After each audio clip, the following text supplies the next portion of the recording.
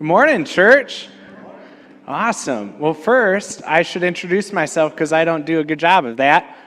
My name's Pastor Ryan. I'm one of the pastors here, and I get the joy of working, yes, with middle school, but also with many other things, and I'm just really thankful to be a part of this church body and this community. Many of you might remember from last week, there are a large segment of people that are normally a part of our community that are now on spring break at 18 degrees or whatever it is this morning. They're on spring break. We have athletic teams gone at Spring Arbor University. I think the basketball team left this morning for NAIA Nationals. How many of you have filled out your brackets?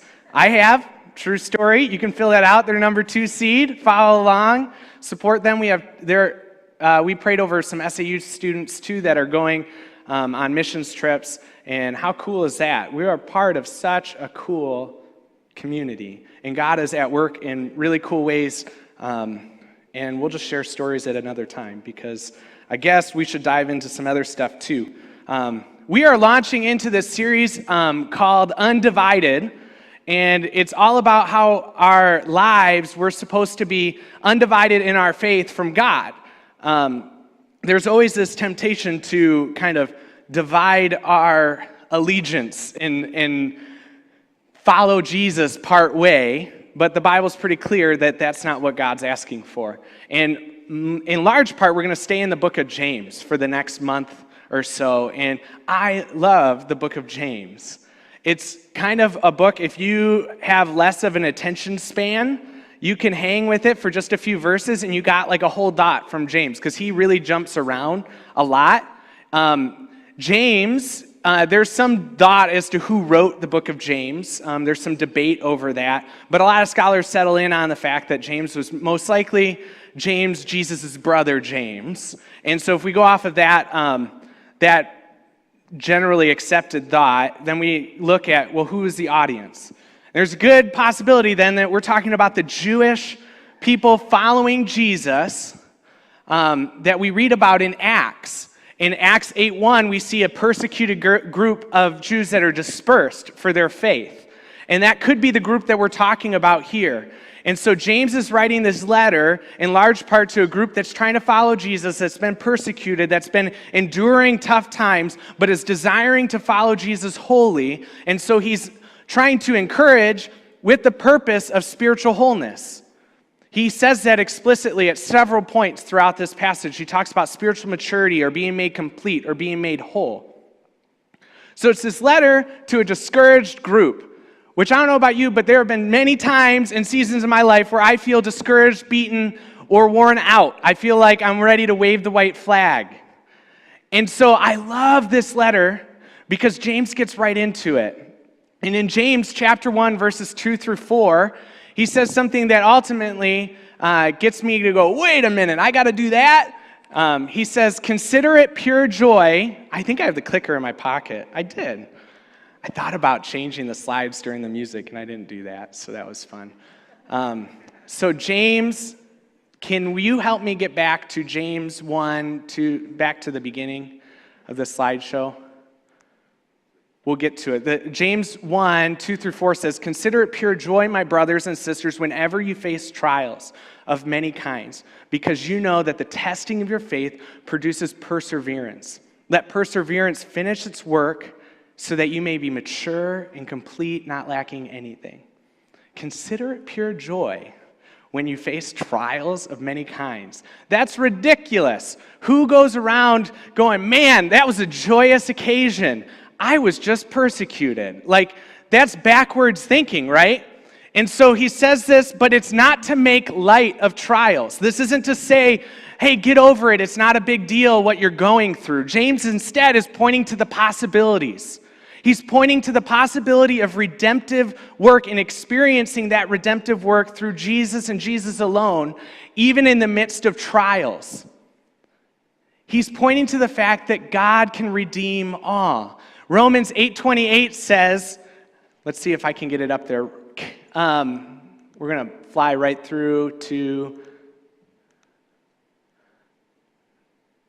Romans 8:28 says, and when we know that in all things God works for the good of those who love him, who have been called according to his purpose. All right, I should be good from here, so sorry about that, guys. We know that in all things, God works for the good of those who love him, who have been called according to his purpose. This verse has been so misinterpreted, as well as the James passage, as if we're supposed to go on a hunt for trials, or as if God uses trials intentionally to get our attention. I've had people pray for things that I brought up and been like, man, I want God to show up in this person's life. They're having a really tough time. I've had people pray that God would make them hit rock bottom so that they could turn around. That's not the prayer we're called to pray. God can meet people in the rock bottom, but God does not implement the rock bottom so that we can finally get looking back at him. No, this verse reminds us that God works together for the good of those who love him, those who cling to him. This verse is about how am I responding by clinging to the only one who can truly redeem what I'm in. It's a very different way of looking at things. Don't let anyone perpetuate the lie that our trials are simply understood as something God is doing to get our attention. One commentator, Douglas Moo, funny last name, glad it's not mine, suggests that we can't avoid trials, but we can make the decision to respond to them with confidence in God's providence and a determination to glorify God in the midst of those trials.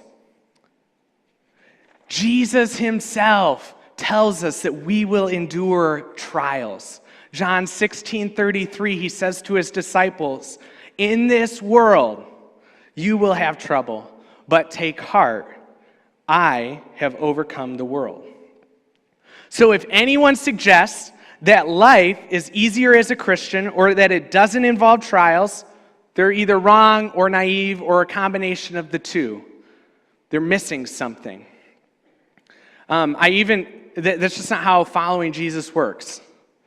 Shane Claiborne, he's this evangelist, author, this tremendous servant of Jesus. He's written some cool stuff worth checking out. Shane Claiborne talks about when he first met Jesus. He says, the more I get to know Jesus, the more trouble it seems to get me into.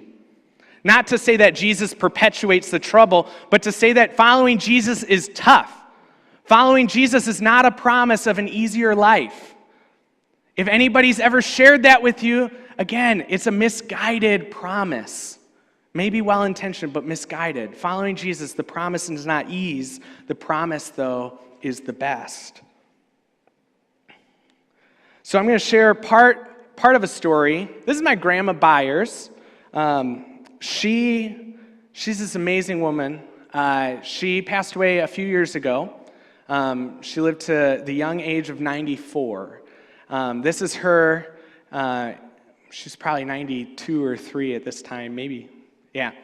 And this is her at the nursing home, sitting out there. I think she was conversing with my mom when she took this picture, when my mom took it. So my grandma Byers, my mom's mom, she stopped technology-wise. She stopped at the manual typewriter. None of that electric typewriter stuff, like no way. She never drove. The microwave that she got as a gift from her kids, she got microwave lessons.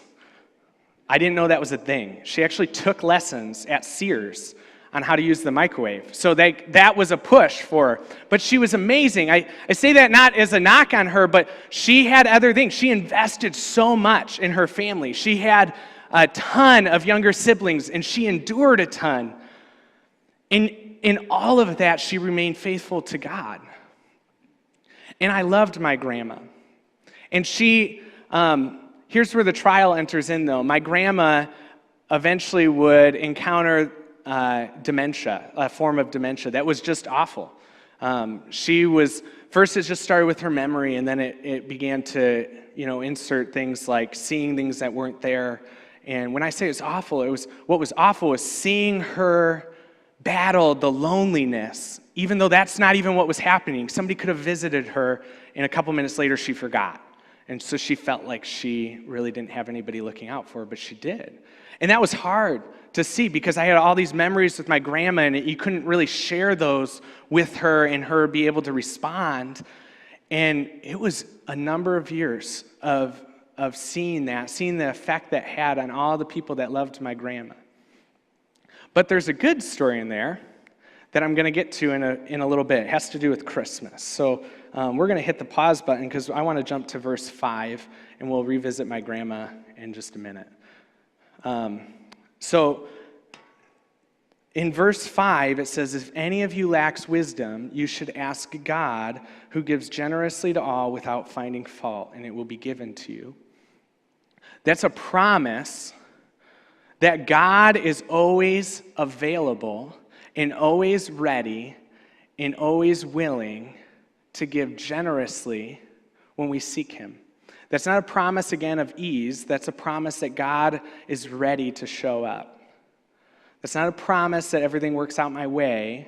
It's a promise that God is ready to redeem all things. He's ready to offer up the wisdom that I need, the things that I need in order to be able to go back to the verse 2 where I can read, "Consider it pure joy, my brothers and sisters, when you face trials." God is what makes that possible, not just really good thinking or well-intentioned positioning of myself in order to experience joy. Nothing can be redeemed without God, and he is always ready. And then verses 6 through 8 talk about the temptation we face in order to doubt. I don't know if you've been in that boat before, but I've doubted God on numerous occasions. I'm not excited about that, but that's a battle that at least I know I face. In verse 6, it says, "But when you ask," we're talking about the wisdom, "but when you ask, you must believe and not doubt, because the one who doubts is like the wave of the sea blown and tossed by the wind. That person should not expect to receive anything from the Lord. Such a person is double-minded and unstable in all that they do." Somebody pointed out to me, double-minded, unstable in all they do is kind of harsh, and I haven't really called people that, "You're an unstable, double-minded person." So I don't know how to frame that, but the NLT version helps me out a little bit. I don't think that's a nice thing to say to people. The NLT goes with our series. It says, "Their loyalty is divided between God and the world." It's talking about a split. So it's not shaming me for ever doubting, but it's encouraging me to deal with that doubt so that I'm not living this divided faith, that I'm pursuing how am I undivided in my relationship with God, where I can confidently offer up my doubt so that God is able to show up, so that I can experience the redemptive work he's ready to do. Jesus alone is who transforms my circumstances. It's in Jesus I find abundance. It's in Jesus I find joy. It's in Jesus, and because of Jesus, that my faith is able to withstand tests and trials. It is in Jesus that I'm able to be made new. I can't help but then think of stories of great people in our history, and even great people still alive today, that are living this undivided faith. And the first, I gave you a cheater's look at it, is Corrie and Betsy ten Boom. You might be familiar with their names, or you might even know more about them than I do. But they're sisters. They were Dutch prisoners in a Nazi internment camp during World War II. It really doesn't have to be said, but we'll say it just in case. There is no explanation that justifies what they were experiencing. The horror of an internment camp, there is no explanation. This is not something God was imposing on any group of people, right? Doesn't matter. I've heard people take way crazy leaps that way. That's wrong. But the reality is they were in this horrible situation, yet their testimony is one that points back to James 1, 2 through 4. They were people that understood how God could insert joy into trial. They testify to this joy and peace that only came because of God's work in their life. It came through simple ways of a smuggled Bible that enabled them to worship in secret after these horrendous days, became this overwhelming sense of joy for them. And even when Betsy passed away, died in this internment camp from these horrendous things, Her sister, Corey, testifies to a peace and joy that's only possible through Jesus. They had an undivided faith. Or there's Greg Boyle, he wrote Tattoos on the Heart. Pastor Mark talked about him a fair amount, and so I chose to read it. He is very fascinating. It is not like a light read in the sense that it's not like difficult words, but it's hard to swallow. The stuff that he saw, it's pretty raw. He is this Jesuit priest in LA, gang capital of the nation, parts of LA. He cites having to had done the funerals for like well over 100 teens due to gang-related violence alone. And he has countless stories of people that he poured all sorts of emotional energy into and prayed for fervently, where it did not end up going the way that he would have wanted. If anybody could be discouraged, I would think it could be him. He's seen a lot more of life in a day than I probably have in my entire life. Yet in his book, Tattoos on the Heart, Boyle suggests he wouldn't exchange his life for anyone else's. And he, in fact, suggests that life is this constant breathing in of joy and spirituality accompanied by a constant breathing out for other people, out of love for other people. He has this undivided faith, one that's set on God no matter what. He understood, and I think Corey and Betsy understood, and I think many of us in this room might be beginning to understand. Romans 8:28, God is powerful and great enough to make all things work together for the good of those who love him, those who cling to him. And he's at the ready. He gives generously. So remember the story of my grandma. There she is again. Her name was Verda Byers. So my grandma, she was this amazing poet, not a published poet. She really didn't care. That kind of goes back to the whole fancy things. Again, she stopped at that manual typewriter. But she spent a fair amount of time writing poems. And I really only knew that because my mom shared it with me at some time. Said, well, you know, your grandma, she writes quite a bit. And before my grandma had lost too much of her memory, my mom had made sure, she's like, the only thing I want to make sure of, that I know where it is where she's stashed all these poems so that I can share those with other people. So she had made sure to gather those poems, and she held on to them. And then fast forward a couple years, my grandma moved into a nursing home for better care. And for a while, she was still healthy enough we could occasionally take her out. But eventually her health deteriorated so much that come a Christmas morning, we used to always have Christmas with her at our house. And maybe many people in this room have those types of traditions where there's certain people always there, right? And the first time that doesn't happen is really hard. And I can remember remember having that conversation where my parents made sure we knew that was going to be the reality, and knew we were going to do Christmas morning, and then we'd go, and in a conference room at this nursing home, we would do a little Christmas with her. But I remember feeling overwhelmed that here my grandma, who we had been able to be in company with her at our house for so many years, that she was now going to be alone on Christmas morning, and she probably wouldn't even know what was going on, probably didn't even know it was Christmas.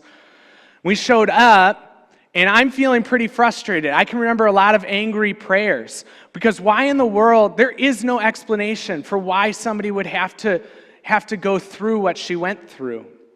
I couldn't make sense of it. God wasn't imposing this upon her to teach her a lesson. This was the reality, and it stunk, that she couldn't remember things. And so we showed up, and my mom, she had decided to take those poems and put them into like a Shutterfly book, basically. And she thought, well, you know, people can read these poems to her at her bedside whenever they visit, and maybe that occasionally will help comfort my grandma if she remembers anything. But we, at least myself, I can remember wanting her to remember things, but thinking there's no chance, because she forgets that, like, my mom was there 2 minutes after she left. So I'm thinking, don't expect anything, Ryan, and it could just be more painful. So my grandma opens this gift, and it seems like I'm right, because She's confused. She doesn't really know what's going on. It's this unfamiliar book. But my mom encouraged her to open up the book and begin reading a poem or two. It was within moments she began reading these poems. And I kid you not, God encountered her in this way, not just this feel-good way, but God encountered that room and infused that room with this level of joy I haven't experienced in most of my life. This is an incredible moment where my grandma is flooded with memories because these poems weren't just feel-good things. They were encounters with God as she was facing tough or great things. She was pointing back to God, so they were flooded with all these spiritual journey steps, and she was infused with this peace. Her shaky hand, she could hardly hold the book. My mom continued reading some things for her, and it was this amazing thing that my grandma might have forgotten minutes later. But in that moment, I realized God truly can show up. God truly can infuse any situation with a redemptive work that's inexplicable except through the power of the Holy Spirit. So before we close, I'm going to share a poem with you, and then we're going to lead into some prayer time. This poem is not just meant to be some feel-good, Ryan wanted to read a poem his grandma wrote. It's supposed to be a helpful lead-in for maybe right now we're in a period of trial. You're in a period of trial. You're in the unknown, and you're struggling. Maybe this poem could be a source of initiating the ways that God's trying to call out to you.